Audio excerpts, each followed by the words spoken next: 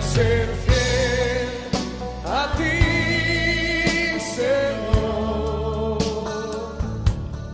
Quiero ser todo lo que esperas de mí.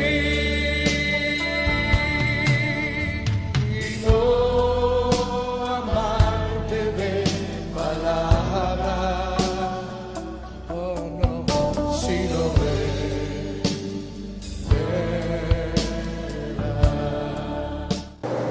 Y lo hacemos en el nombre del Padre, y del Hijo, y del Espíritu Santo.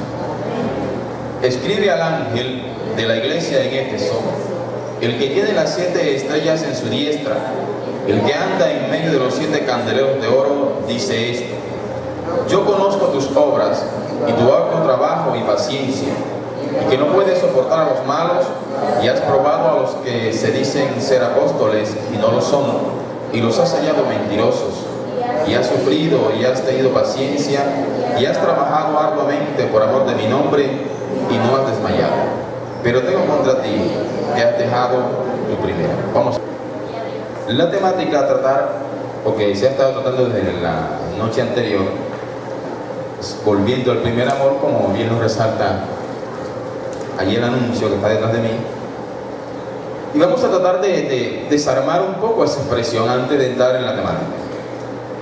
La expresión está formada primero por un verbo. El verbo volver es una acción que implica regresar desde un punto en donde se está a un punto en donde se estuvo antes.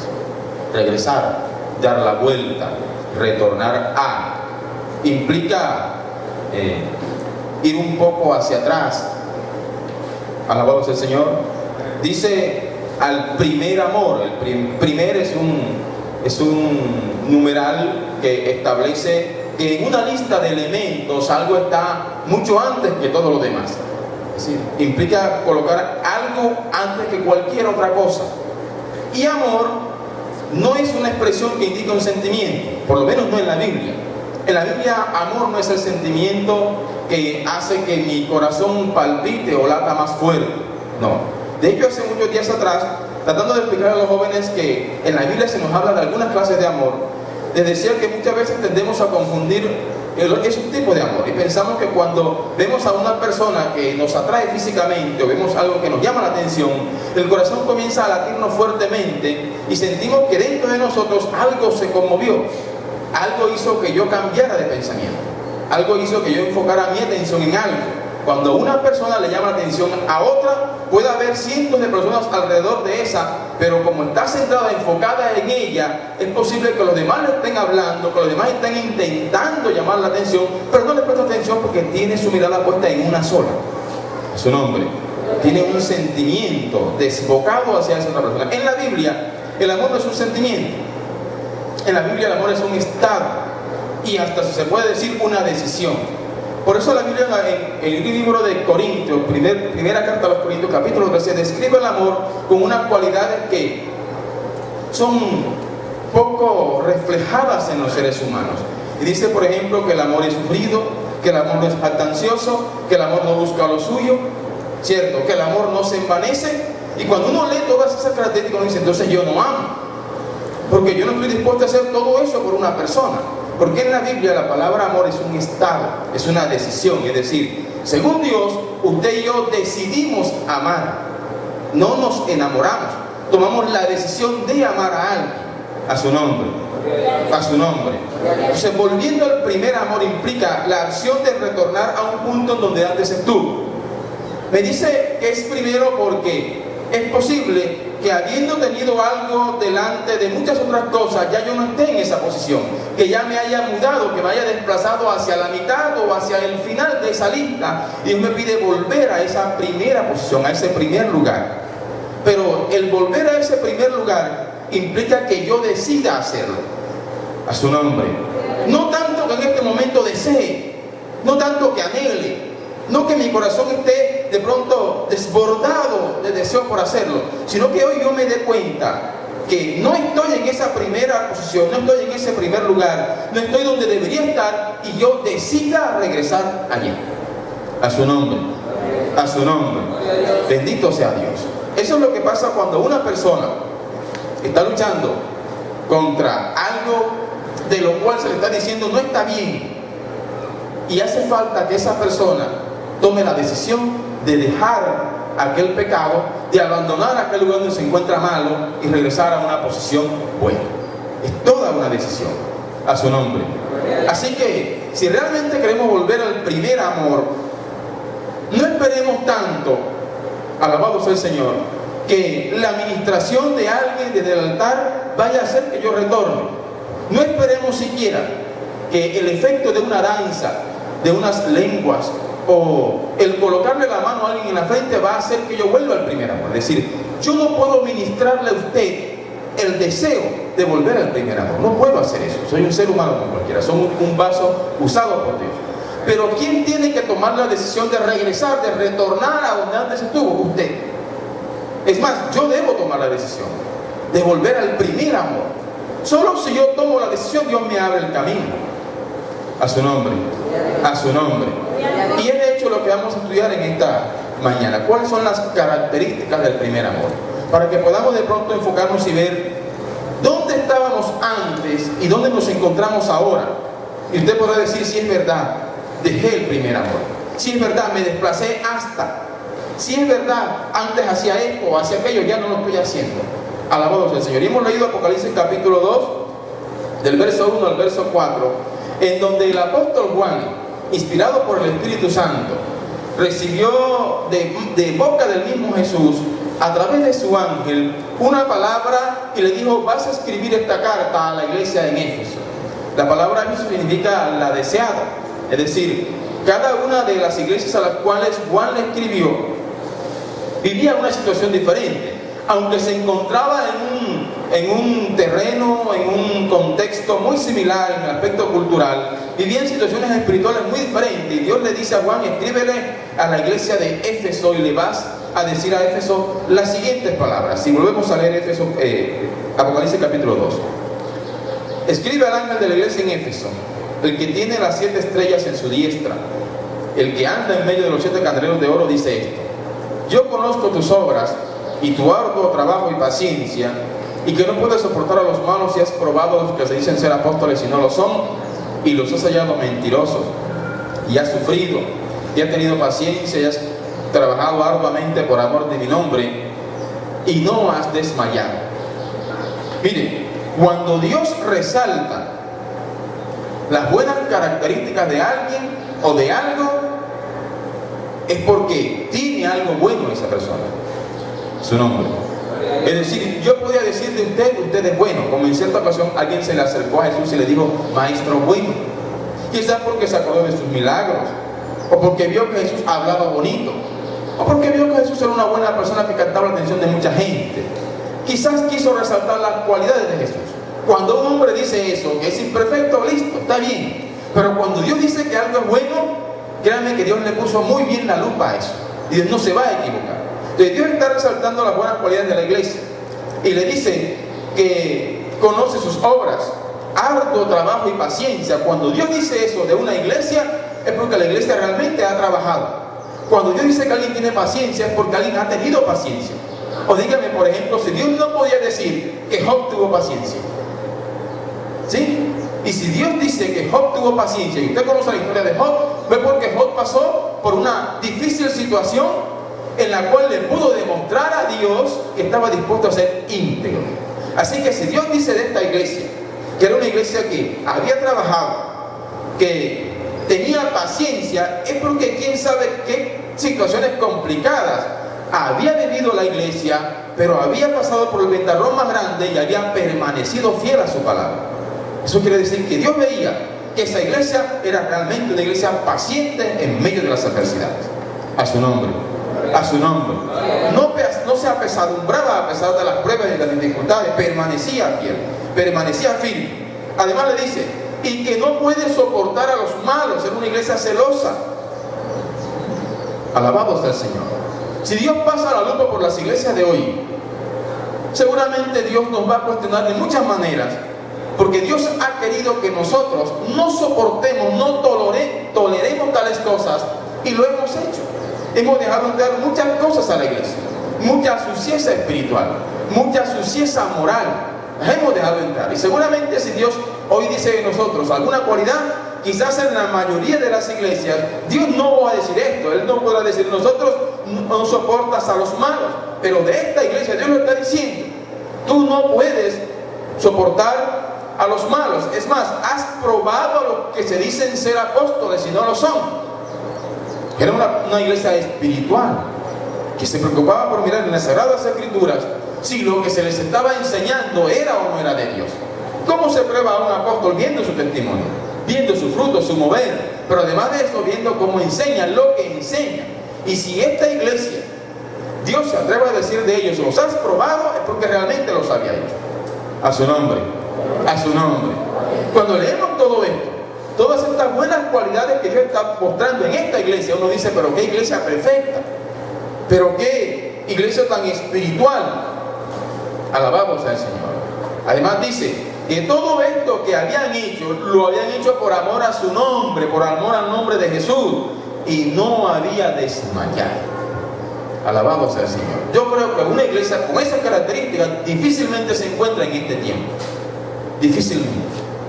Pero Dios notó que algo no estaba bien. Y ese es el tema que nos cita en esta mañana. Pero tengo contra ti que has dejado tu primer amor. Entonces, cuando uno mira todo eso, uno se da cuenta que perder el primer amor nada tiene que ver con dejar de trabajar al Señor. Que dejar el primer amor no implica dejar la sana doctrina, ¿no? Ellos la mantenían. Que dejar el primer amor no tiene mucho que ver entonces con el hecho de que se dejen introducir en la iglesia malos predicadores, farsantes, profetas de la prosperidad que abundan en el tiempo de hoy. No, ellos habían hecho todo eso, habían sacado de la iglesia todo eso, le habían cerrado la puerta a todo ese tipo de personas.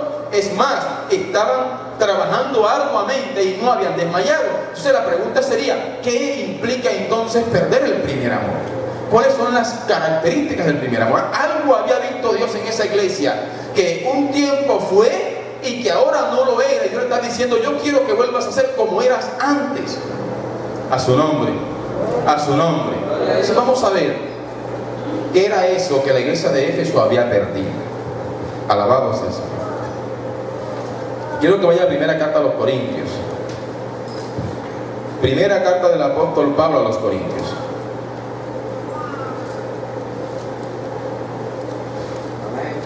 Alabado sea el Señor. Bendito sea Dios. Capítulo 16.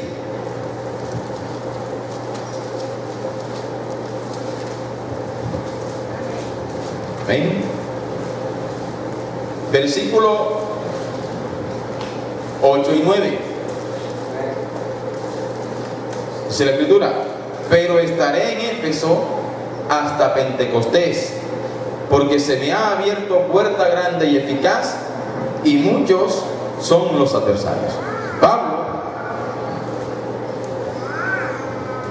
está diciéndole a unos hermanos en uno de sus viajes misioneros que dentro de su recorrido debe llegar a Éfeso. Y él explica por qué. Porque en Éfeso se le había abierto una puerta.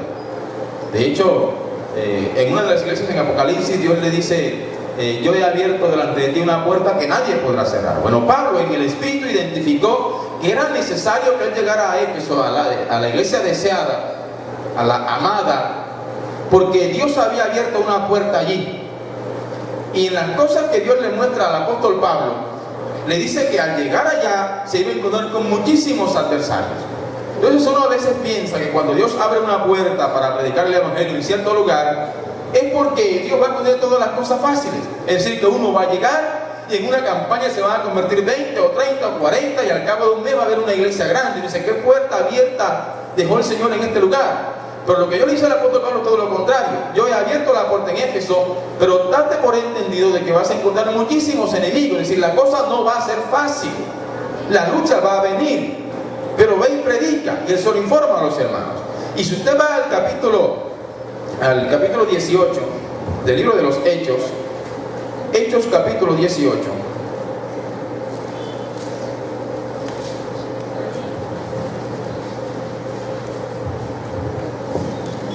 Alabado sea el Señor. Contextualiza lo que está diciendo él allá en 1 Corintios 16, 8 y 9. En el capítulo 18 Pablo se encuentra en Corinto y desde allí se dispone a ir a Éfeso. Pero en el capítulo 18 del verso 24 en adelante dice que ya de alguna manera el evangelio había sido predicado en Éfeso por otras personas. Dice del verso 24: llegó entonces a Éfeso un judío llamado Apolos, natural de Alejandría, varón elocuente, poderoso en las Escrituras. Este había sido instruido en el camino del Señor, y siendo de espíritu fervoroso, hablaba y enseñaba diligentemente lo concerniente al Señor, aunque solamente conocía el bautismo de Juan. Y comenzó a hablar con denuedo en la sinagoga, pero cuando lo oyeron Priscila y Aquila, tomaron aparte y les pusieron más exactamente el camino de Dios. Y queriendo él pasar a Acaya, bueno, esa es otra situación. ¿Qué me dice allí? Un hombre llegó a Éfeso, llamado Apolos. Era elocuente en palabras, era un buen predicador, pero no estaba bien adoctrinado. Así que una pareja que se encuentra en Éfeso, lo toman y lo adoctrinan, y les ponen más exactamente el camino del Señor. Lo cual quiere decir que cuando Pablo se dispone a ir a Éfeso, ya en Éfeso se había predicado el Evangelio. Estaba Apolos, Priscila y Aquila exponiendo el mensaje. Pero es a Pablo al que se le dice allá: yo he abierto una puerta, y esa puerta va a ser a través de muchos adversarios. Así que Pablo en el capítulo 19 del libro de los Hechos llega allá, y mire lo que pasa. Aconteció que entre tanto que Apolos estaba en Corinto, Pablo, después de recorrer las regiones superiores, vino a Éfeso, y hallando a ciertos discípulos, les dijo: ¿recibisteis el Espíritu Santo cuando creísteis? Y ellos le dijeron: ni siquiera hemos oído si hay Espíritu Santo. Entonces dijo: ¿en qué pues fuisteis bautizados? Ellos dijeron: en el bautismo de Juan. Dijo Pablo: Juan bautizó con bautismo de arrepentimiento, diciendo al pueblo que creyesen en aquel que vendría después de él, esto es, en Jesús el Cristo. Cuando oyeron esto, fueron bautizados en el nombre del Señor Jesús, y habiéndoles impuesto Pablo las manos, vino sobre ellos el Espíritu Santo, y hablaban en lenguas y profetizaban. Eran por todos unos 12 hombres. Y entrando Pablo en la sinagoga, habló con denuedo por espacio de 3 meses, discutiendo y persuadiendo acerca del reino de Dios. Pero endureciéndose algunos, y no creyendo, maldiciendo el camino delante de la multitud, se apartó Pablo de ellos y separó a los discípulos, discutiendo cada día en la escuela de uno llamado Tirano. Así continuó por espacio de 2 años, de manera que todos los que habitaban en Asia, judíos y griegos, oyeron la palabra del Señor Jesús. Y hacía Dios milagros extraordinarios por mano de Pablo, de tal manera que aún se llevaban a los enfermos los paños y delantales de su cuerpo, y las enfermedades se iban de ellos, y los espíritus malos salían. Observe que Pablo le predicó a un grupo de 12 personas, se convirtieron, recibieron el Espíritu Santo y se dio inicio a una iglesia en Éfeso. ¿Cuáles eran las características de esa iglesia? Hablaban en lenguas, seguramente lanzaban, es decir, nació como una iglesia espiritual. Cuando uno hace remembranza, cuando uno recuerda los inicios, en nuestro caso de la Iglesia de Cristo del Salvador, uno observa que era una iglesia pequeña. Nos reuníamos en un pequeño recinto en donde asistían 8, 10, 12 personas, y nuestro pastor Faustino nos cuenta de los muchos testimonios que se escuchaban de nuestra iglesia, y que aún hasta Estados Unidos iban a esos testimonios, y personas decían: en San Juan de Nepomuceno hay una pequeña iglesia en donde se lleva a los enfermos, se lleva a los cautivos y son libres. Y mucha gente era traída a estos lugares endemoniada, y Dios los hacía libres en esa pequeña iglesia. A su nombre. Pues haga de cuenta que algo similar pasó allí. 12 hombres recibieron el bautismo del Espíritu Santo y fueron fervorosos en la predicación. De allí comenzó la iglesia. Pablo predicó por espacio de 2 meses y se fue a una escuela de un hombre llamado Tirano, y allí comenzó a compartir la Escritura, y estuvo 2 años predicando en Éfeso. Así que Pablo le dedicó mucho tiempo. A pesar de que Dios le dijo: he abierto una puerta, Pablo dijo: no, listo, en 2 meses hay una iglesia grande allí. No, 2 años duró Pablo predicando allí. Se hacían portentos, milagros, maravillas. El hecho de que se lleven los pañuelos a los enfermos y sean sanados, a los cautivos y sean libres, los espíritus malos se vayan, implica que había poder y unción en esa iglesia. A su nombre. A su nombre. Póngase a pensar, sí, quizás no es eso, o no es a eso a lo que Dios se refiere ya en Apocalipsis cuando dice, has dejado tu primer amor. Quizás cuántas cosas Dios vio, cuánto fervor Dios vio en Éfeso, que cuando le escribe Juan ya no estaba. Algo había pasado. Se seguía trabajando, se seguían haciendo los cultos. Miren, antes aquí no se hacía congresos. Los congresos nacieron de hace 7, 8 años para acá.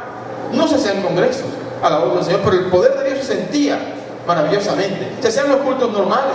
En cualquier culto Dios se manifestaba. En cualquier culto Dios podía mandar a un endemoniado y lo hacía libre. A su nombre. ¿Qué había en ese momento que no lo hay ahora? Es la pregunta.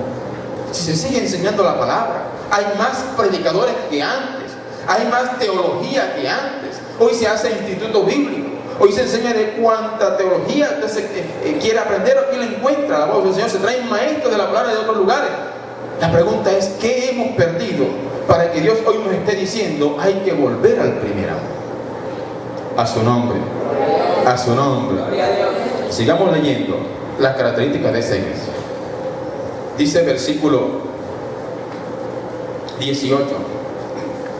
Pero algunos de los judíos, exorcistas ambulantes, intentaron invocar el nombre del Señor Jesús sobre los que tenían espíritus malos, diciendo, os conjuro por Jesús el que predica Pablo. Había 7 hijos de un tal Seba, judío, jefe de los sacerdotes, que hacían esto, es decir, eran exorcistas ambulantes.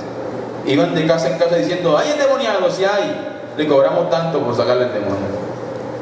Pero respondiendo el espíritu malo dijo, a Jesús conozco y sé quién es Pablo, pero vosotros, ¿quiénes sois? ¿Qué implica esto?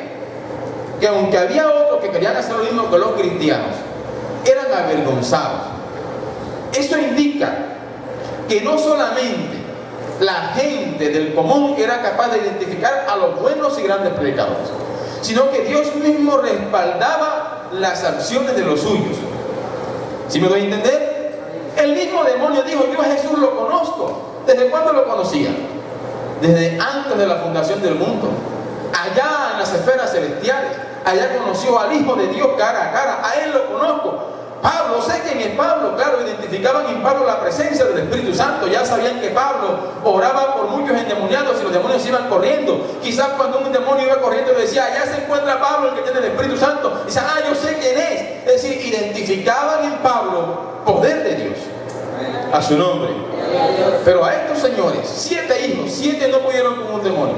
Pero sin embargo le dijeron, a Pablo conocemos. A su nombre. A su nombre. Eso es lo que Dios quiere de la iglesia de este tiempo. Que puedan decir, los Espíritus Salvador, yo lo conozco. Que un endemoniado pueda, o un demonio pueda decir, llévenme a esta, aquella, pero allá el Espíritu Salvador no me lleven, porque eso sé quiénes son. ¿Qué hemos perdido?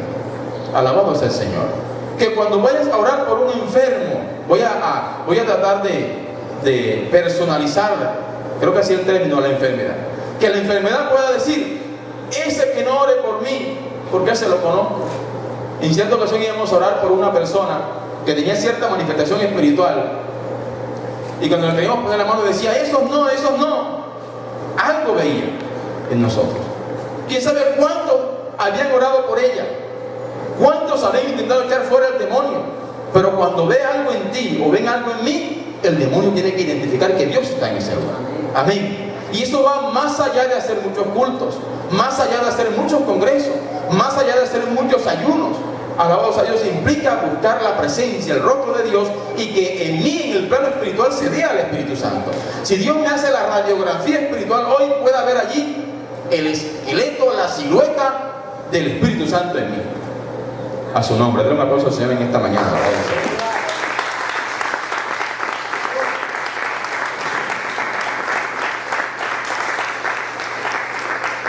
Alabado sea Jesús. Pero desafortunadamente hoy nos hemos especializado. ¿En qué? En predicaciones. Y usted encuentra hoy que nos peleamos y decimos, yo soy especialista en, qué sé yo, en escatología. Y otro dice, yo soy especialista en Pentateuco. Y nos especializamos y nos olvidamos que lo más importante es contar con la gracia y el respaldo del Espíritu Santo de Dios. Si eso está allí, independientemente de la teología o de la academia que podamos tener, Dios nos va a respaldar en todo lo que hagamos. Su nombre, a su nombre, bendito sea Dios. Sigan leyendo, por favor. Versículo 16. Y el hombre en quien estaba el espíritu malo, saltando sobre ellos y dominándolos, pudo más que ellos. 7 hombres, miren. Y de tal manera que huyeron de aquella casa desnudos y heridos. Y esto fue notorio a todos los que habitaban en Éfeso, así judíos como griegos, y tuvieron temor todos ellos, y era magnificado el nombre del Señor Jesús. Y muchos de los que habían creído venían confesando y dando cuenta de sus hechos. Y miren lo que pasó allí, el gran avivamiento que había en Éfeso. Asimismo, muchos de los que habían practicado la magia trajeron los libros y los quemaron delante de todos, y hecha la cuenta de su precio, hallaron que era 50,000 piezas de plata. Así crecía y prevalecía poderosamente la palabra del Señor. ¿Sí? ¿Qué generaba la predicación? Impacto en la gente. La gente salía corriendo y se convertía y cambiaba automáticamente de estilo de vida. Ahora es que de pronto nosotros nos hemos de alguna manera acostumbrado a ver que la conversión de una persona dice que se genera progresivamente.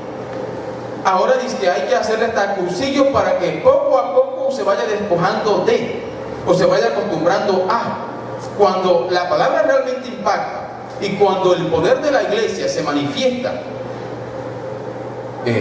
valga la redundancia, poderosamente en una persona, hay una transformación automática, radical.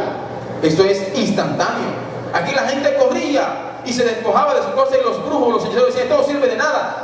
Corrían a la plaza pública y quemaban los libros de hechicería y de brujería. Eso era conversión. ¿Cuándo se da eso? Cuando la iglesia camina en su primer amor. Amén. Cuando le damos el primer lugar a Dios. Cuando primero es Dios, segundo es Dios, tercero es Dios, y lo demás es añadidura. Alabado sea el Señor. ¿Por qué la juventud de hoy no tiene el poder que tenía la juventud tan mencionada de hace tanto tiempo? Porque ellos en su momento tuvieron el primer amor y avivaron el fuego del Espíritu en ellos. Por eso todo lo que hacían era respaldado por Dios. Por eso se iban a predicar a diferentes lugares el domingo en la tarde, y en la noche venían avivados a contar el testimonio en el culto evangelístico, y no se sentía cansancio. Vivían según la ordenanza de Dios, en el primer amor que Dios quiere que tengamos. A su nombre. Pero hoy hacemos un panorama de actividades, sí lo hacemos, y decimos: ya cumplí.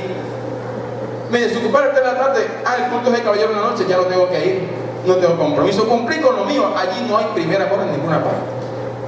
Alabado sea el Señor. Entonces mire que seguían trabajando. Éfeso seguía haciendo las actividades. He mirado que trabajas arduamente, pero tengo contra ti. Dios estaba viendo que algo hacía falta. Alabado sea. Si usted repasa el programa de la Iglesia de Cristo del Salvador en este año, se va a dar cuenta de las muchas actividades que hay. Si le presentamos el del año que viene, se va a dar cuenta de las muchas actividades que tenemos. Si uno comienza a buscar fecha para programar otra, no la encuentra, ¿cierto, hermano? No la encuentra. Porque hay una actividad que se acaba y otra que viene. Muchas actividades. Y seguramente Dios dirá: trabajas arduamente, pero ¿dónde está el primer amor? Alabado sea el Señor. ¿Dónde están las grandes manifestaciones en Dios que se hacían? ¿Dónde está la manera tan ferviente como se predicaba? Y cómo no había necesidad de ir a buscar las almas. Ellas venían acá convertidas, llorando. Gente que pasaba por las puertas de las iglesias, entraba tocada por el Espíritu Santo, se arrodillaban, se convertían y permanecían en Dios. Y hoy eso no se ve. Alabado sea el Señor. Algo nos hace falta. Bendito sea Dios. ¿Usted sabe lo que era que los brujos hechiceros quemaran sus libros? Alabado sea el Señor. Bendito sea Dios. Y Éfeso era una ciudad multicultural. Es decir, mucha gente de otros lugares iba en ciertas festividades a contemplar la arquitectura, la belleza, los sitios turísticos. Y en Éfeso se encontraba el templo de la gran diosa Diana de los Efesios, llamada Artemisa en otra cultura. Y Diana o Artemisa era la diosa de la fertilidad. De hecho, cuando la esculpían, cuando hacían su imagen, la dibujaban con muchos senos, para hablar de que era la que proveía, que era la que alimentaba. Bueno, en realidad es la diosa del sexo, entre los griegos y los romanos. Así que cuando se hacía el festival de la gran diosa Diana, mucha gente acudía a ese festival. Y usted se podría imaginar una mega ciudad llena de tanta gente de diferentes partes, todo lo que implicaba todo el movimiento económico que había allí. Así que había gente vendiendo, como lo vamos a ver ahorita, templecillos de la diosa Diana. Es decir, un templecillo es un pequeño templo de la diosa Diana que se lo vendían a la persona. Imágenes, estampitas, muñequitas de Diana, las vendían. Imagínense la cantidad de hoteles que se llenaban cuando se celebraba el festival a la diosa Diana. Las calles llenas de mucha gente. Así que muchísimas personas veneraban a esa diosa y muchísimas otras lucraban del festival de la diosa Diana. Sin embargo, Pablo y los que se convirtieron cuando Pablo puso la palabra, se atrevieron a ir en contra, a predicar del gran festival de la gran diosa Diana. Siga leyendo en Hechos capítulo 19, por favor. Mire versículo 23. Hubo por aquel tiempo un disturbio no pequeño acerca del camino, porque un platero llamado Demetrio, platero no es que le gustaba la plata, el dinero no es que trabajaba con plata, pero ahorita vamos a ver que también le gustaba el dinero. Un platero llamado Demetrio, que hacía de plata templecillos de Diana, daba no poca ganancia a los artífices, a los cuales, reunidos con los obreros del mismo oficio, dijo: varones, sabéis que de este oficio obtenemos nuestra riqueza, pero veis y oís que este Pablo, no solamente en Éfeso, sino en casi toda Asia, ha apartado a muchas gentes con persuasión, diciendo que no son dioses los que se hacen con las manos.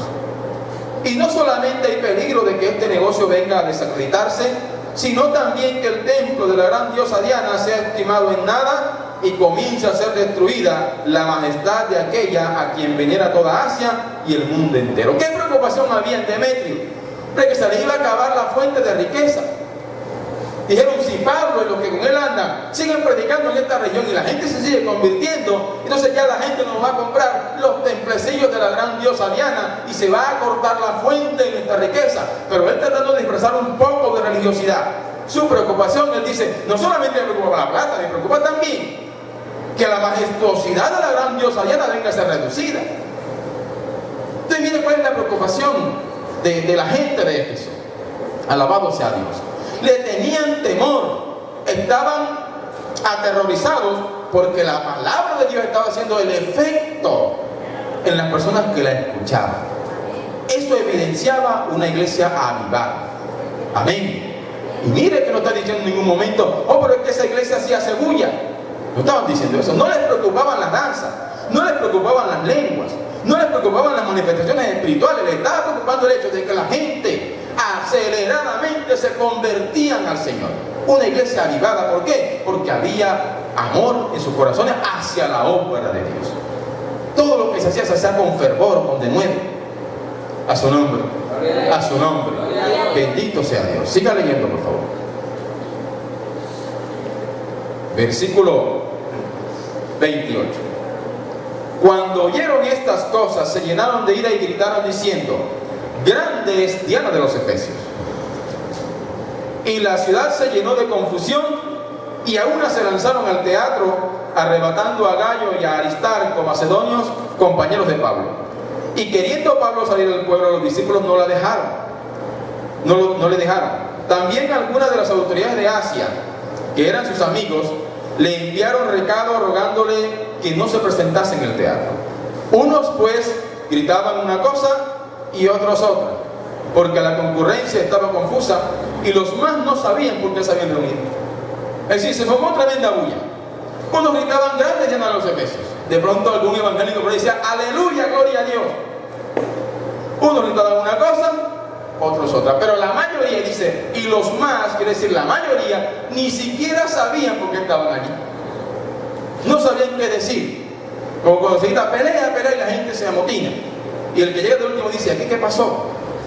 ¿Qué? Tú tiras la piedra. Algo pasaba allí y la gente no sabía. A la otra. ¿Tú sabes qué pasó? Toda esa concurrencia de personas fue aprovechada para que incluso personas que no conocían el Evangelio salieran en defensa de la palabra de Dios. ¿Sí? Para que persuadieran a la gente de que no apedrearan a Pablo y a los que con él estaban. Cuando la iglesia hace las cosas con amor, cuando en nosotros hay fervor para vivir, cumplir y hacer la obra de Dios, Dios se encarga de lo demás. Es decir, no será necesario de que nosotros acudamos a la fiscalía, a la policía, a las autoridades, sino que Dios mismo saldrá en defensa de nosotros. ¿Por qué hay tanta preocupación hoy cuando se va a hacer una campaña? Bueno, obviamente de cumplir con las leyes. Hay que mandarle mensaje a la policía, hay que solicitar el equipo, hay que, de hecho, tener cuidado con el volumen que se le va a colocar a un equipo como esto. Hay tantos prejuicios que nos visitan a la mente, pero es porque todavía hay en nosotros cierto temor al momento de hacer las cosas. Pero cuando hacer las cosas bajo la unción y el poder de Dios, Dios se encarga de allanar todo. Amén. Hasta eso lo hemos perdido, la confianza en Dios al momento de hacer la obra. Antes salíamos a predicar en el monte, no teníamos que ver si había grupos subversivos o no. Si nos encontramos con un guerrillero, a él le predicamos, con un paramilitar, allí va la palabra. Ahora decimos, no, es que esto está malo. ¿Qué se perdió en nosotros? Hay mucho miedo, hay muchos prejuicios, hay mucho temor. Alabado sea el Señor. A su nombre, a su nombre. Bendito sea Dios. Alabado sea el Señor. Regrese a Apocalipsis, por favor.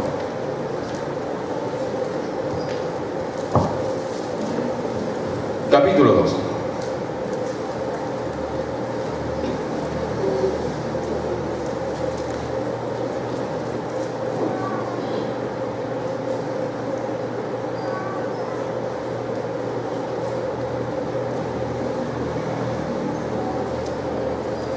Dice el versículo 3.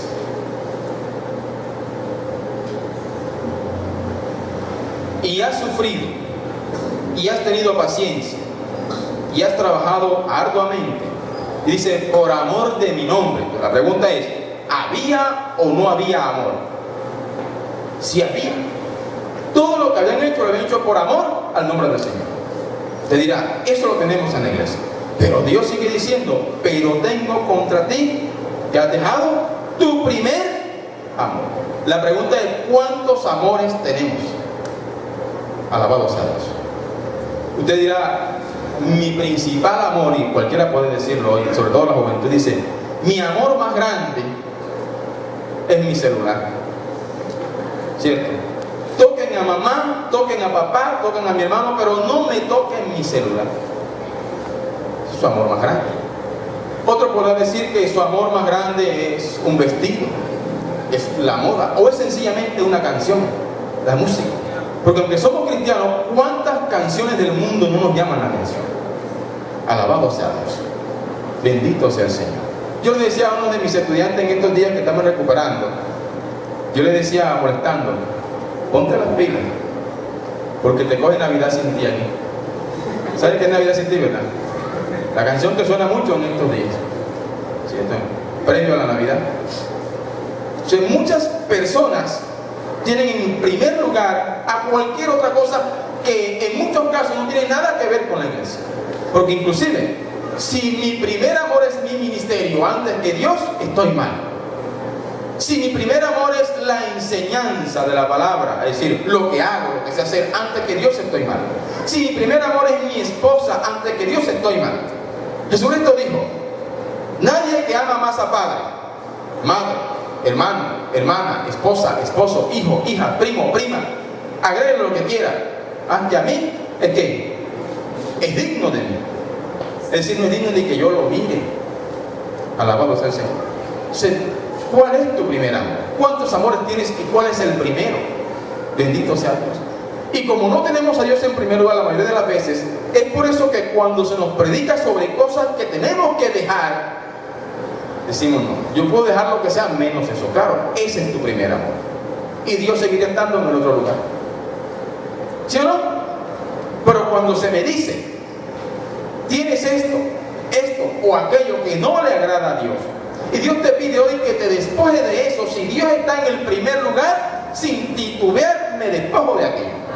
Sin pensarlo digo no a eso, pero sí al Señor. Eso era lo que hacía cuando una persona se convertía. Esta gente, quién sabe cuántos años tenían de ser hechiceros, brujos, cuánta ganancia les había generado el adivinar la mano, el predecir el futuro, qué sé yo, pero el día que escucharon la palabra y dijeron esto no me sirve de nada, ahí iban corriendo y quemaban los libros. A su nombre, ponían a Dios automáticamente en el primer lugar. Y por eso que en Éxodo capítulo 20, el primer mandamiento dice: no tendrás dioses ajenos delante de mí. Dame siempre el primer lugar. A su nombre. Si Dios está centrado en el primer lugar, lo demás siempre estará relegado a un segundo plano. No me importará lo demás con tal de agradar a Dios. Amén. ¿Cuánto le dan un aplauso al Señor en este día?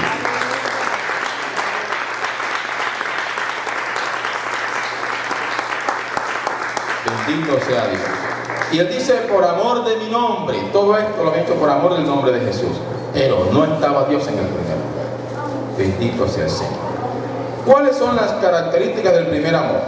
Vaya por favor al libro, a carta primera a los Corintios.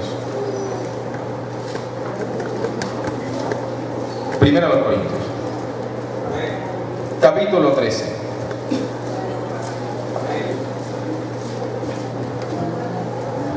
La Biblia dice que Dios es ¿qué? Amor. Amén. Si Dios es amor, las mismas características del amor son las características de Dios. Capítulo 13 de primera carta a los Corintios. Dice Pablo: si yo hablase lenguas humanas y angélicas y no tengo amor, vengo a ser como metal que resuena o címbalo que retiñe, es decir, pura bulla. Y si tuviese profecía y entendiese todos los misterios y toda ciencia, mire, imagínese una iglesia con eso: profecía, entiende todos los misterios, tiene ciencia, conocimiento. Y si tuviese toda fe, milagros, portentos, maravillas, de tal manera que traslase los montes, y no tengo amor, nada soy. Y si repartiese todos mis bienes para dar de comer a los pobres, misericordia. Y si entregase mi cuerpo para ser quemado, sufrimiento, y no tengo amor, de nada me sirve. El amor es sufrido, es benigno. El amor no tiene envidia. El amor no es jactancioso, no se envanece, no hace nada indebido, no busca lo suyo, no se irrita, no guarda rencor, no se goza de la injusticia, mas se goza de la verdad. Todo lo sufre, todo lo cree, todo lo espera, todo lo soporta. Es decir, mi pregunta es: ¿la iglesia de hoy tiene esas características? ¿Está dispuesta a ser sufrida? ¿Es benigna? ¿No tiene envidia? ¿No es jactanciosa? ¿No se envanece? ¿No hace nada indebido? ¿No busca lo suyo? ¿No se irrita? ¿Tenemos esas cualidades? Si tenemos eso, entonces tenemos el amor, o tenemos el primer amor como el asiento donde Dios se encuentra. Tenemos a Dios en el primer lugar. Pero cuando hacemos las cosas con arrogancia, cuando hacemos las cosas por obligación, cuando hacemos las cosas basándonos en un cronograma, en un simple cronograma, sin que realmente sienta yo el deseo de hacerlo, entonces no tengo a Dios en el primer lugar. Alabado sea el Señor. Dice el versículo 8: el amor nunca deja de ser, pero la profecía se acabará, y cesarán las lenguas, y la ciencia acabará, porque en parte conocemos y en parte profetizamos. Y usted sigue leyendo. Y si usted lee el último versículo de ese pasaje, mire lo que dice: y ahora permanece en la fe, la iglesia de fe, la esperanza, hay esperanza de que Cristo venga por nosotros, y el amor. Estos tres. Pero dice: pero el mayor de ellos, ¿cuál es? El amor. Es el mayor de ellos. Por eso Dios le dijo a la iglesia de los Efesios: pero tengo que que has dejado tu primera. Tenían todo lo demás, pero no le estaban dando el primer lugar a Dios. No sabíamos, como hoy nos hemos acostumbrado a ser evangélicos. Ya se nos volvió costumbre ser evangélicos. Ya no nos da pena decir somos evangélicos, porque es nuestra religión, porque es nuestra costumbre. Ya yo me acostumbro a vestir así, y peleo con cualquiera que me diga otra cosa acerca de mi pantalón. Pero ya me acostumbré a ser así. La pregunta es: ¿realmente lo estoy haciendo porque Dios está en el primer lugar? ¿O porque ya asumí una cultura evangélica? Alabado sea Dios. Los años de estar en el evangelio me han acostumbrado a hacer de una o de otra manera, pero lo hago con el mismo fervor, con la misma entrega, con el mismo amor, con la misma pasión. La pregunta: Cuando regrese a ese estado, a esa pasión, a ese fervor, entonces volverán los milagros, entonces volverán las liberaciones, entonces volverá ese gran testimonio que teníamos hace años, entonces volverá el que la gente pase por la puerta y entre sin que nadie lo haya invitado porque sintió que algo lo atrajo, que algo lo llamó, que algo captó su atención. Entonces volverá todo eso a su nombre. La Biblia dice que cuando la iglesia recibió el Espíritu Santo, dice que Dios añadía cada día lo que debían ser salvos. ¿Sí o no? Dios los añadía. No había mucho que hacer. Vivían la palabra, predicaban el evangelio. Seguramente no hacían largas programaciones, sino que Dios lo llevaba de un lugar a otro predicando. Y la iglesia iba creciendo fervorosamente. ¿Qué había allí? Pasión y entrega por las cosas de Dios. A su nombre. A su nombre. Bendito sea Dios. Ya hoy a veces ni siquiera humanamente nos emocionamos cuando nos dicen, hay congreso. Ah, sí, ese de todos los años. ¿Cierto? Cuando antes se nos decía campamento, mano, y eso era un anhelo porque llegaran esas fechas. Y uno se preparaba con tiempo. Se evidencia en el hecho de que falta una semana y dice, no tengo plata. ¿Sí o no? Y dice la gente, se pasó el tiempo y este año ni hice la alcancía. Claro, no le prestó atención a la situación. Antes había un anhelo ferviente y decía, voy a apartar esta vaca porque ese es para el campamento. Y cualquiera se preocupaba por ir a hacer la obra de Dios.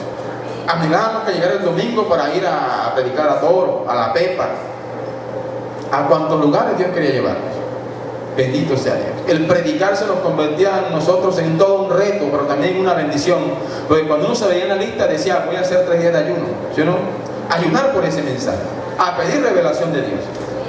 Hoy no. Hoy tenemos tanta teología que hasta es fácil preparar un mensaje. ¿Sí o no? Hasta es fácil. Deme el tema que para mañana se lo tengo. Y uno lo arma y listo. Pero de pronto a veces ni siquiera hay búsqueda del Espíritu Santo, búsqueda en oración. Ni siquiera se busca que Dios realmente confirme esa palabra, la voz del Señor, porque se ha perdido el fervor, la pasión, el deseo por las cosas de Dios. A su nombre.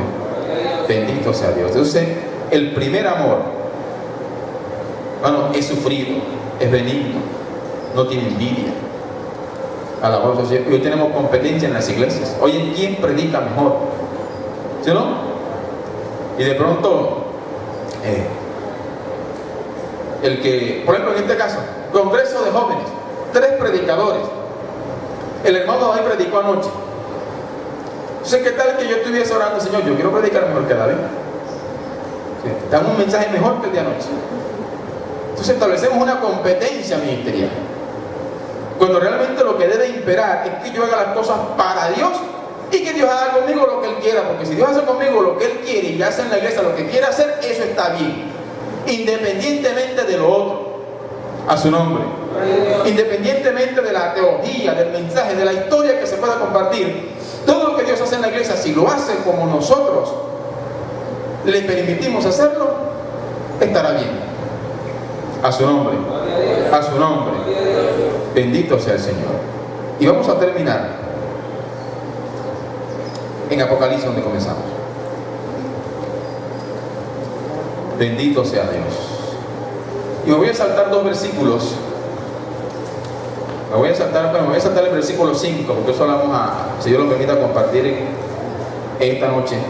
Y vamos a ir al versículo 6 de Apocalipsis 2.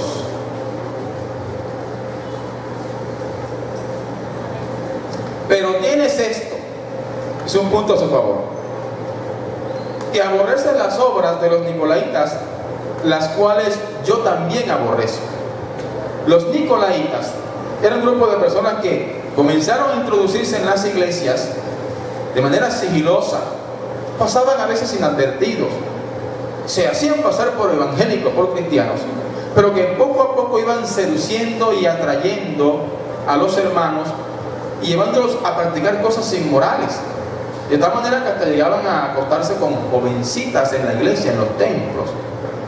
Y si usted compara esa situación o trae esa situación al tiempo de hoy, observará cómo la vivencia de la palabra, de la doctrina en las iglesias ha ido cambiando hasta tal punto que hasta en los propios templos se practican cosas inmorales. Usted dirá, pero ¿cómo cuáles? ¿Usted sabe desnudez ha visitado los altares, por ejemplo? ¿Cuánta palabra ociosa se ha metido en los altares? ¿Cuántos mensajes extraños? ¿Cuántas cosas que antes no se veían en el templo hoy se ven? Por ejemplo, antes cualquiera, hasta para hacer un aseo en un templo, venía bien ataviado, bien vestido, ¿sí no? Para cualquier cosa en el templo se venía vestido como cristiano, se ponía el vestido de evangélico. Pero hoy en día hemos cambiado la manera de ser hasta tal punto que nos hemos convertido en algo así como los adventistas o los testigos de Jehová. Ellos se visten de cristianos cuando salen a la calle a predicar, ¿no? ¿Se dan cuenta que un testigo de Jehová se pone la falda y su blusa elegante, una mano muy bien ataviada, cogen su paraguas y se van a predicar a la calle? Pero al rato, cuando terminan de predicar, los ve por allí vestidos como cualquier persona del común, ¿cierto? Antes los cristianos, para cualquier cosa que íbamos a hacer, estábamos vestidos de evangélico, a su nombre. No permitíamos ni admitíamos la inmoralidad en ninguna de sus presentaciones. Pero allí en Éfeso, los nicolaitas querían hacer eso. Bueno, esa iglesia aborrecía las obras de los nicolaitas. Si no se dejaban meter gato por liebre, todo lo escudriñaban.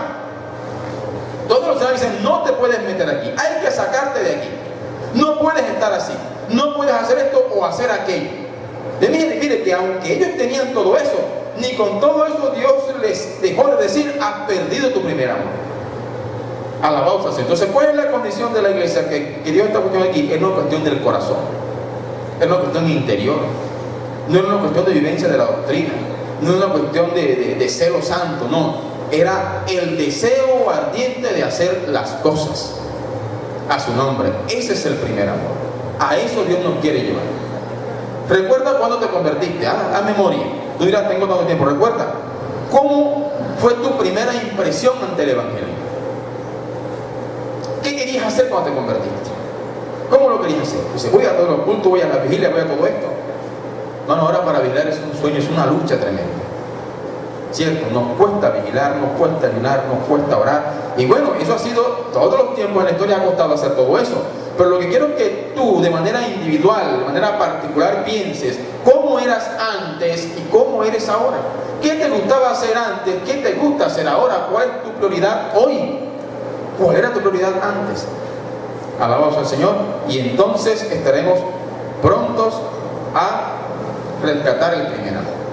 En esta noche vamos a ver tres aspectos, tres cosas que tenemos que hacer para rescatar el primer amor.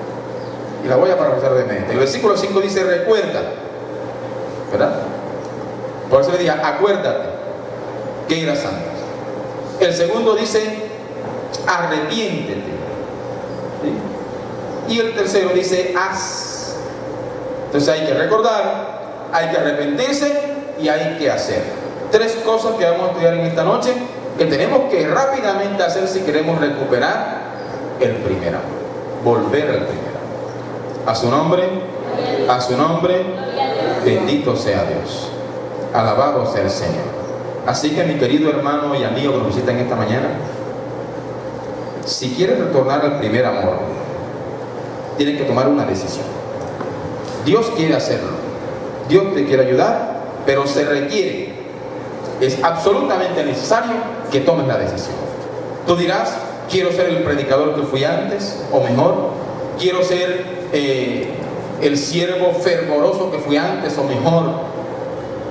Y entonces Dios te va a decir lo que tienes que hacer. Colócate de pie esta mañana y vamos a darle gracias al Señor.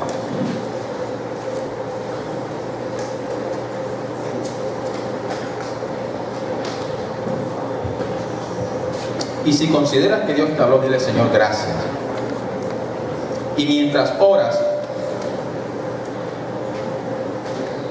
recuerda todo lo que has vivido en el Evangelio.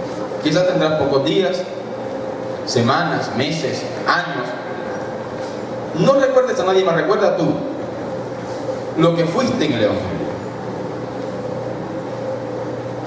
Alabado sea el Señor.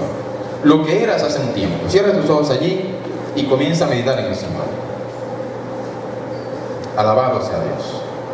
Padre, te doy gracias, Señor, por tu palabra que me has permitido predicar en este día. Gracias, Señor, porque ella es vida y es espíritu. Gracias, Señor, porque esta juventud ha congregado en este día, en este lugar, ha estado dispuesto a escucharte, Señor. Gracias, Dios, porque en cada uno de nosotros tienes un instrumento, Señor, que quieres usar. Tú nos has conocido, Señor, desde el momento en que dijimos amén a la palabra que un día se nos predicó, desde el momento en que tomamos la decisión de acercarnos a ti, desde el momento en que nos atrevimos a decirles no al mundo y sí a tu palabra, sí a Cristo, sí a la vida eterna. Desde ese momento nos has conocido, Señor. Has visto nuestro caminar, nuestro trasegar, nuestras dificultades, nuestros inconvenientes, nuestras luchas internas. Cada pensamiento nuestro ha estado delante de ti, Señor.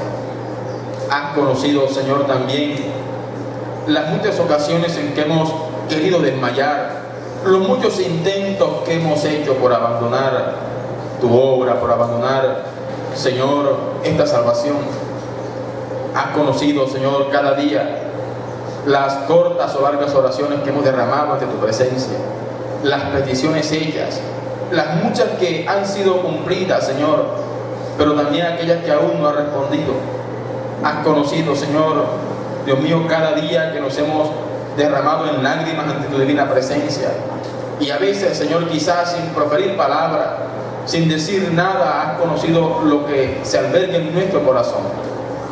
Has conocido, Señor, cada intento que hemos hecho, Señor, quizás muchos de nosotros, hasta por quitarnos la vida, Señor amado, a causa de los muchos problemas y las dificultades. Nos conoce, Señor, con la condición en que llegamos a este lugar. Sabes con qué intención hemos venido aquí, Señor. Permite que hoy tu palabra, Señor, se albergue en nuestro corazón y comience a generar un impacto poderoso, comience a generar transformación, que comencemos, Dios mío, a partir de ahora a darle un nuevo sentido a nuestra vida cristiana, Señor. Que desde hoy podamos comenzar a vivir, Dios mío, como lo enseña tu palabra. Que todas aquellas cosas que hemos dejado que el mundo, Señor, siempre en nosotros, estemos dispuestos, tomemos la firme decisión de despojarnos de todo ello. Que podamos, Señor, entender que tú quieres estar en nosotros, sentado en el primer lugar. Que podamos, Dios mío, deponer, que podamos mudar, Señor, las cosas materiales, Dios mío, en las cuales está ceñido a nuestra alma. Que podamos quitar de ese primer lugar las cosas, Dios mío, inmorales que nos han visitado, los muchos pensamientos paganos, las muchas cosas, Señor, que el enemigo ha sembrado en nosotros. Queremos despojarnos de todo ello y comenzar a vivir según tu palabra, según tu evangelio. Comenzar a decirte que queremos servirte de todo corazón, hacer tu obra, Señor, predicar tu evangelio, porque hemos entendido que solo a través de tu palabra alcanzamos la vida eterna y que solo a través de Cristo Jesús, Señor, un día nos presentaremos ante tu presencia y estaremos allí eternamente y para siempre, Señor. Gracias por esta tu palabra. Ayúdenos a ser personas diligentes y dispuestas, Señor, a retornar, a recobrar, a volver al primer amor, Señor, a hacer las cosas que antes hacíamos con el mismo amor, con el mismo fervor, con la misma pasión con que lo hacíamos, Señor, para que tú puedas moverte y hacer milagros, señales, prodigios, maravillas, para que las almas puedan convertirse, Señor, y para que arrepentidos puedan llegar a tu divina presencia y puedas hacer, Señor, que tu iglesia crezca, Señor amado, entendiendo que el esfuerzo sobre todo lo harás tú, porque aman las almas, Dios. Todo eso lo pedimos en el nombre de Jesús y te damos gracias, Señor. Muchas gracias, Dios. Amén.